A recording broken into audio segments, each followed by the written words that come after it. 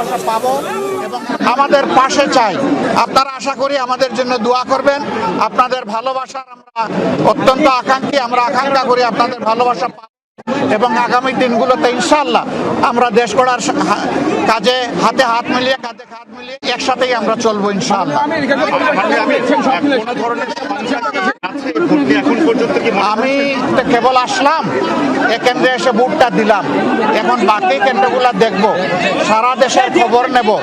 আমরা ছোটখাটো কোনো বিষয় হলে অবশ্যই এগুলাকে ইগনোর করব, কিন্তু বড় কোনো বিষয় হলে আমরা ছাড় দিব না এবং আমাদের যা করা প্রয়োজন তাই করব।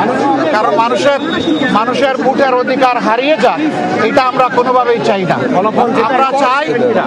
আমরা চাই সুষ্ঠু ভোটের মাধ্যমে রেজাল্ট যেটা হবে সেইটা, ভোট যখন সুষ্ঠু হবে, নিরপেক্ষ হবে, সেই রেজাল্ট আমরাও মানব, অন্যদেরকে মানতে হবে। এটাই গণতন্ত্রের সৌন্দর্য, আমরা এটা চাই। আপনারা দোয়া করবেন। আজকের ভোটের আবারও সাফল্য কামনা করে সারা দেশবাসী প্রত্যেকটা ভোট শান্তিপূর্ণভাবে, নিরাপদে, নিঃশঙ্ক চিত্তে যাতে সবাই দিতে পারে, নারী পুরুষ সবাই মিলে। এই জন্য আমি সকলের প্রতি আহ্বান জানাচ্ছি, সবাই আসুন, যার যার ঘর থেকে বেরিয়ে এসে নিজের অধিকার প্রয়োগ করুন এবং রাষ্ট্র গঠনের আপনি গর্বিত অংশীদার হন এবং আপনার দায়িত্বটাও আপনি পালন করুন। সবাইকে ধন্যবাদ।